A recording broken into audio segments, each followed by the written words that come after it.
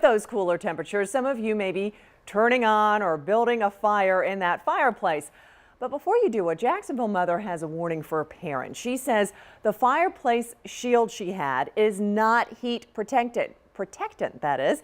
And when her toddler touched it, he was left with severe burns. And we want to warn you, the images are graphic and hard to look at, but important to see.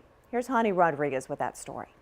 Never even thought about the glass getting hot. Ms. Shogalam says she learned the hard way 3 years ago when her son Harrison suffered second-degree burns to both of his hands and fingers.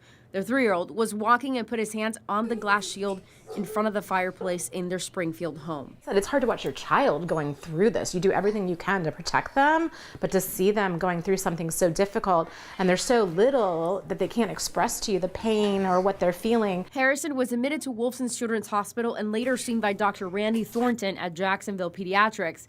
He says he sees a lot of burns this time of year. He was a trooper every day, or every other day eventually. He'd be coming in and we'd check on those burns, have to clean them and dress them, and it's painful. Luckily, Harrison made a great recovery and is now a healthy 6-year-old. But Dr. Thornton says burns should be taken seriously. The biggest worry is they get infected. Those blisters break and germs get in there. Accidents will happen, but you can at least be prepared. So if you burn, let's say, your hands, the first thing you want to do is run them under cold water. This is going to help with the pain. The second thing you want to do is wash them with soap. This is going to help with infection, and then rinse again with cold water. And the last thing you want to do, if the burns are severe, meaning you have blisters, you definitely want to follow up with a doctor. Industry standards allow glass enclosures to reach 500 degrees in a few minutes, according to Consumer Reports. Some manufacturers build in a mesh protective layer.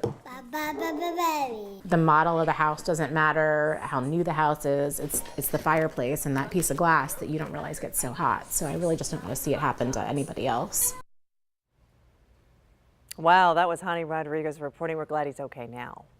Well, doctors say it's always important to be prepared in this kind of emergency. If you missed any of those tips, we'll have them posted on firstcoastnews.com. Just look for this particular story.